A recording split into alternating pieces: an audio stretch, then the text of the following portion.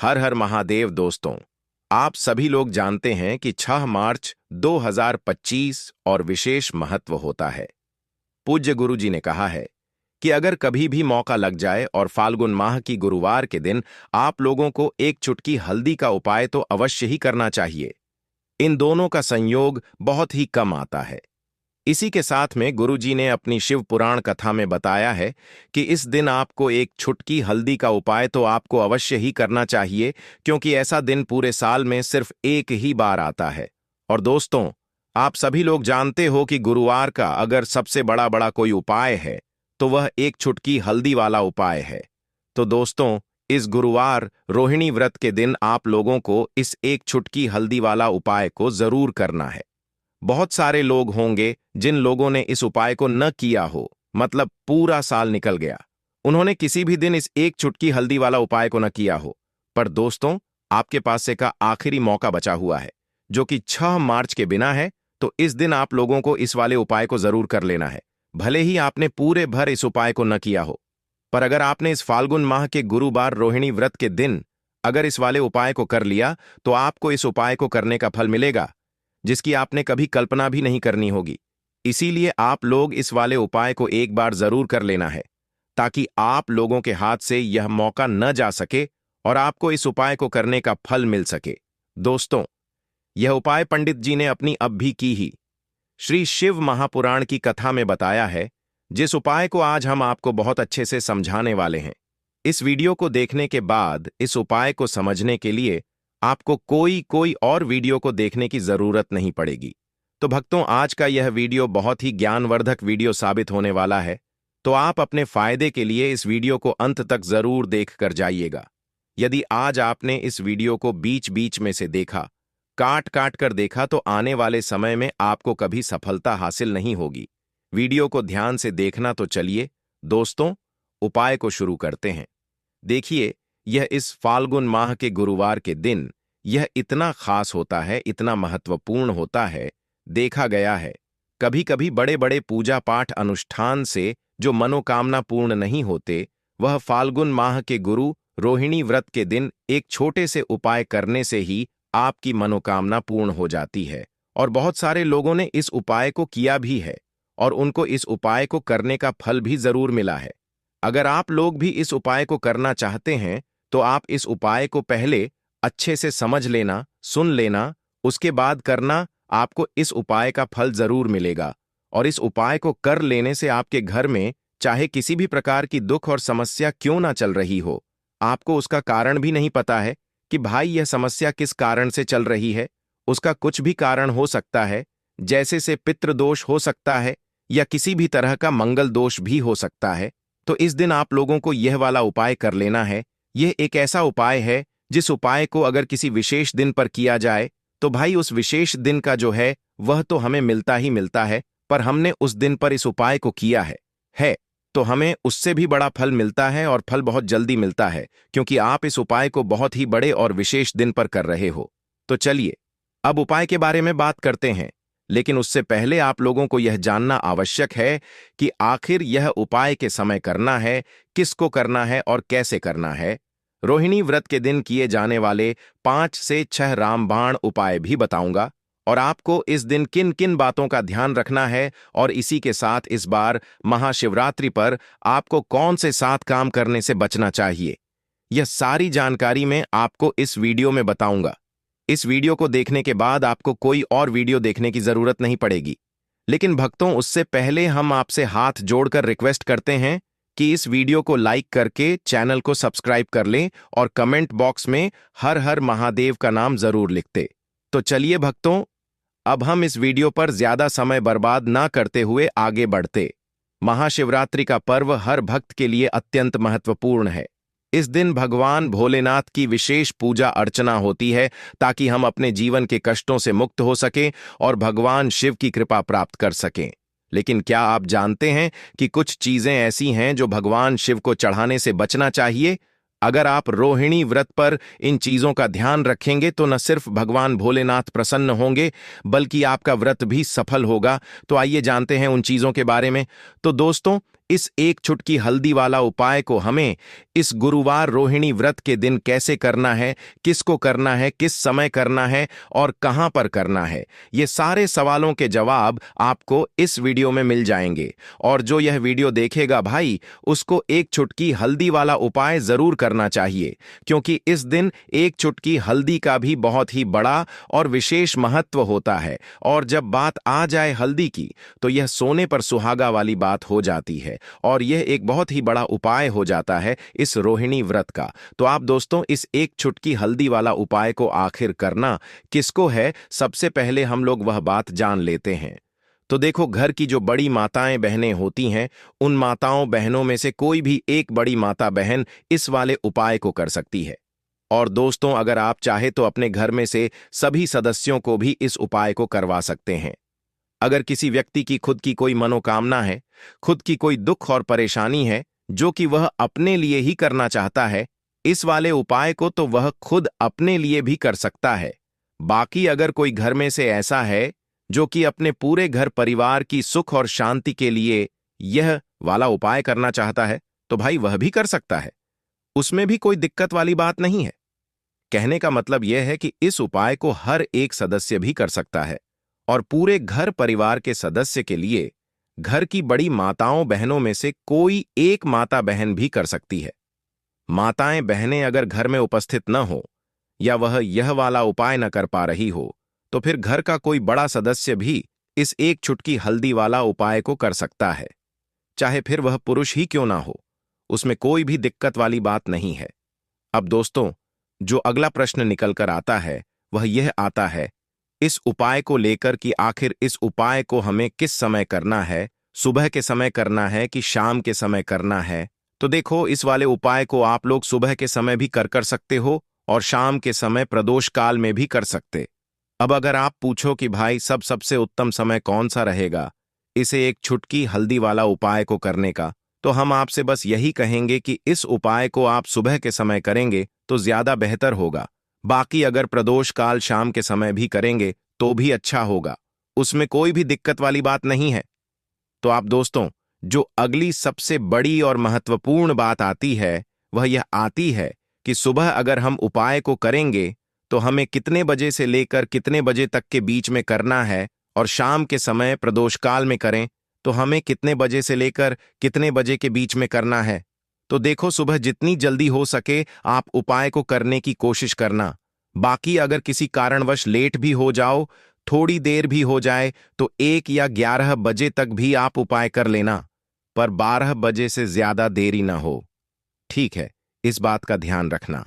उसके बाद में दोस्तों, अगर शाम के समय प्रदोष काल की बात करें, प्रदोष काल का जो समय होता है वह शाम के 6 बजे से शुरू हो जाता है। मतलब शाम के 6 बजे से लेकर 7 बजे के बीच का जो समय होता है, यह समय प्रदोष काल का समय होता है। तो आप इस उपाय को 7 या शाम के 6 बजे से रात 8 बजे के बीच में आप कभी भी इस वाले उपाय को कर सकते हो, उसमें कोई भी दिक्कत वाली बात नहीं है। दोहा फाल्गुन माह के में तुलसी का पूजन करके, श्री हरि विष्णु से जुड़े हुए कुछ उपाय करके आप अपने जीवन की निर्धनता, धन से जुड़ी समस्याएं, कर्जे से जुड़ी समस्याओं को हमेशा के लिए दूर कर सकते हैं। तो यह वही महीना है जिस माह में भगवान विष्णु योग निद्रा से जागते हैं। भगवान विष्णु को तुलसी अति प्रिय है, इसलिए उनकी पूजा में भी विशेष रूप से हम तुलसी का उपयोग करते हैं। और बिना तुलसी दल के, बिना तुलसी मैया के श्री हरि विष्णु की पूजा और उनका भोग दोनों ही अधूरे होते हैं। इसीलिए फाल्गुन माह के में ऐसा उपाय आपको बताने वाले हैं जिसे करने से श्री हरि विष्णु की असीम कृपा को मिलेगी और मां तुलसी से ऐसा आशीर्वाद मिलेगा। जीवन का हर दुख, हर कष्ट, गरीबी, निर्धनता, कर्जे से जुड़ी समस्याएं, सब कुछ ही आपके जीवन से दूर हो जाएगा और सुख, समृद्धि, धन, वैभव, ऐश्वर्य सब कुछ आपको अपने जीवन में आसानी से मिलने लगेगा। तो चलिए बात कर लेते हैं कि कौन सा उपाय है, तुलसी के पौधे में चीज आपको रखनी है और इस उपाय को किस समय करना है।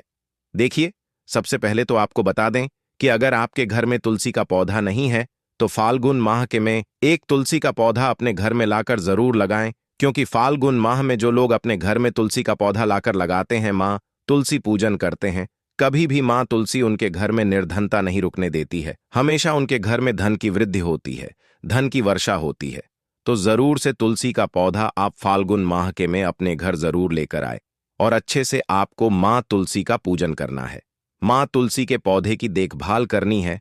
और कौन सी चीज है जो आपको तुलसी के पौधे में फाल्गुन माह के 6 मार्च गुरुवार में रखना है, और कैसे यह चीज रखते ही रातों रात आपके जीवन में चमत्कार होगा और आपके भाग्य का भी आपको साथ मिलेगा।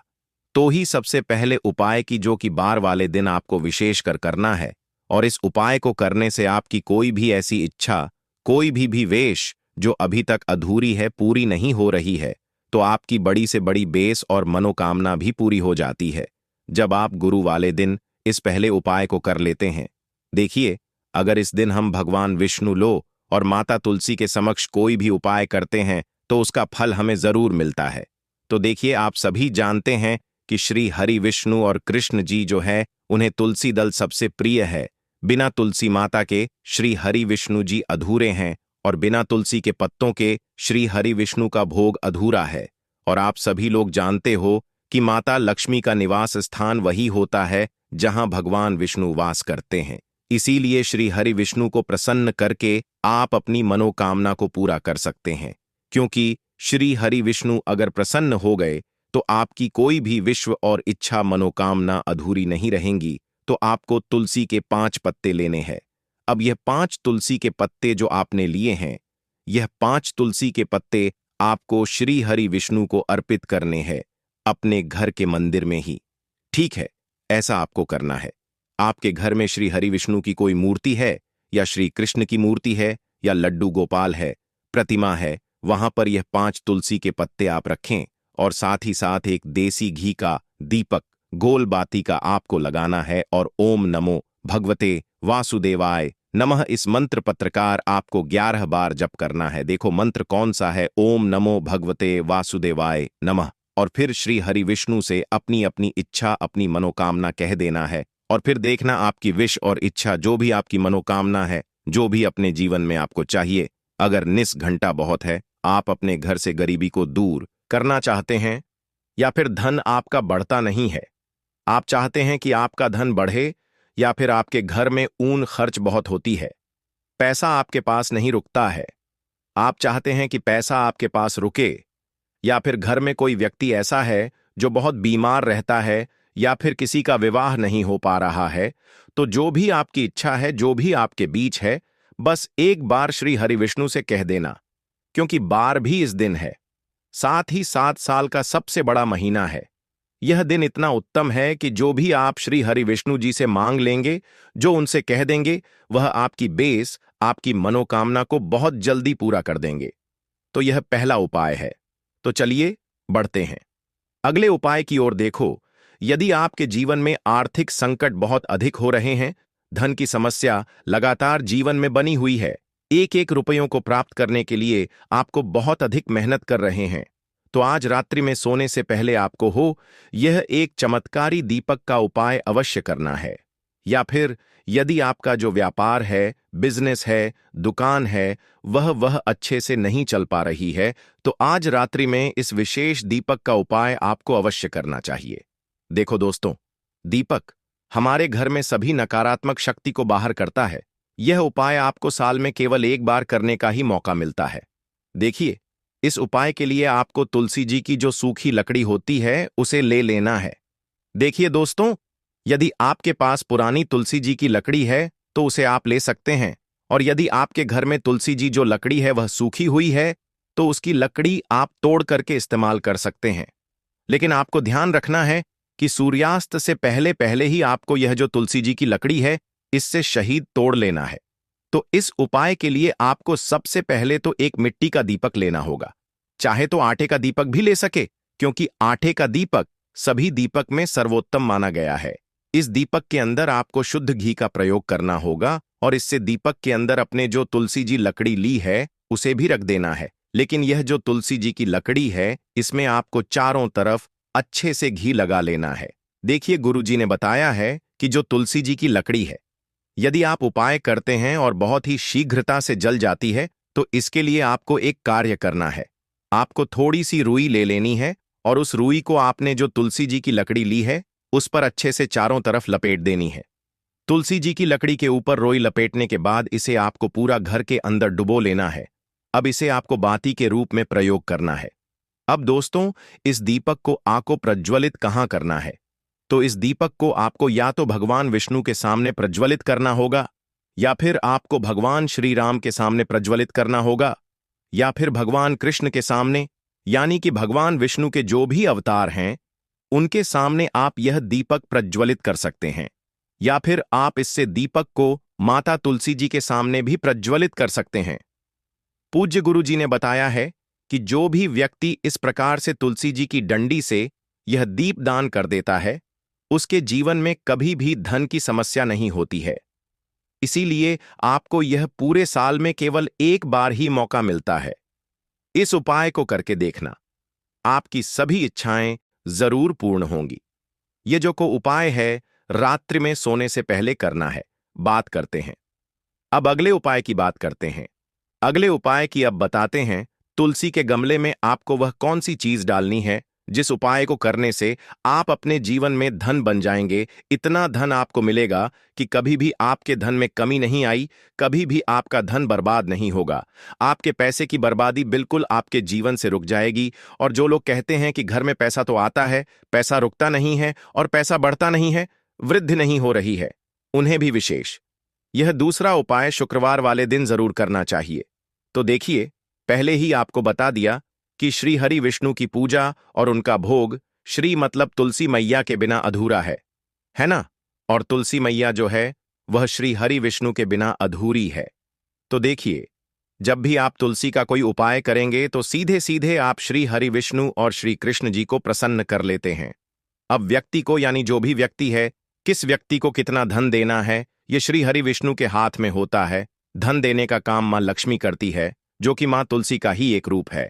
मां तुलसी जो है यह माता लक्ष्मी का ही स्वरूप है ना? तो आपको करना क्या है, आपको लेनी है यहां पर हल्दी पिसी हुई, जो कि श्री हरि विष्णु से जुड़ी हुई है, आपके गुरु ग्रह से जुड़ी हुई है, आपकी कुंडली में गुरु को मजबूत करती है, सुख सौभाग्य को खींचने का काम करती है, धन को बढ़ाने का काम करती है। तो एक छुटकी पिसी हुई हल्दी आपको लेनी है और यह पिसी हुई सूखी हल्दी ही आपको अपने गमले में, तुलसी का पौधा गमले में लगा है, उसमें अच्छे से इस हल्दी को डालना है, ठीक है ना? और ओम नमो भगवते वासुदेवाय नमः इस मंत्र का जाप करना है। कितनी बार? कम से कम 11 बार जाप करना है। ओम नमो भगवते वासुदेवाय नमः इस मंत्र का जाप करते रहना और हल्के हल्के से तुलसी के पौधे में आपको पूरे गमले में पिसी हुई हल्दी का छिड़काव करना है। तो देखिए, जो व्यक्ति इस उपाय को गुरुवार के दिन कर लेता है, ऐसा समझ लीजिए अपने जीवन से नहीं आने वाली 7 पीढ़ियों के जीवन से निर्धनता और गरीबी को दूर कर देता है। क्योंकि हल्दी जो है ना, यह साधारण नहीं है। हल्दी इतनी उत्तम होती है कि रातों रात आपके जीवन में चमत्कार करती है। आपने देखा होगा कि कोई भी शादी होती है, विवाह होता है कोई भी ऐसा शुभ काम हम करते हैं उसमें हल्दी जरूर लेते हैं। गृह प्रवेश जब हम करते हैं तो हल्दी के स्वस्तिक का निर्माण करते हैं। कोई भी अच्छा काम करने जा रहे हैं, हल्दी उसमें लेते हैं। और हल्दी जो है यह आपके गुरु ग्रह को मजबूत कर देती है। अगर कुंडली में गुरु कहीं ना कहीं मजबूर दूध है तो इससे उत्तम उपाय आपको ऐसा समझिए, गुरुवार का मिलेगा नहीं, बहुत ही उत्तम उपाय है। तुलसी के गमले में एक चुटकी पिसी हुई हल्दी डालना है। तो यह बहुत ही उत्तम उपाय है। इस उपाय को आप जरूर करें। गुरुवार वाले दिन और साल का सबसे बड़ा यह अध्ययन है। तो इस उपाय को करने से श्री हरि विष्णु आपसे न केवल प्रसन्न होते हैं, इतना प्रसन्न हो जाते हैं कि जीवन में कभी आपके गरीबी और निर्धनता को नहीं आने देते हैं। चलिए अब बात कर लेते हैं अपने तीसरे उपाय, जो कि मुख्य द्वार से जुड़ा हुआ है। और यह उपाय है स्थिर लक्ष्मी के पास के लिए है। ऐसा पैसा आपके घर में आएगा जो आपके घर में ही रुकेगा। ऐसा पैसा कभी आपके घर में नहीं आएगा जो आपके घर से जाएगा और विशेषकर फिजूल खर्ची में जाए। अब आधे से ज्यादा लोगों की यही समस्या होती है कि घर में पैसा तो आता है लेकिन बहुत जल्दी घर से चला जाता है या फिर फिजूल खर्ची में चला जाता है। तो धन की बर्बादी जिन लोगों के घर में हो रही है उन्हें विशेषकर यह दूसरा उपाय करना है। जिन लोगों के पास बिल्कुल पैसा आना बंद हो गया है सर, पर लगातार कर्जा बढ़ रहा है, उन्हें भी यह तीसरा उपाय करना है।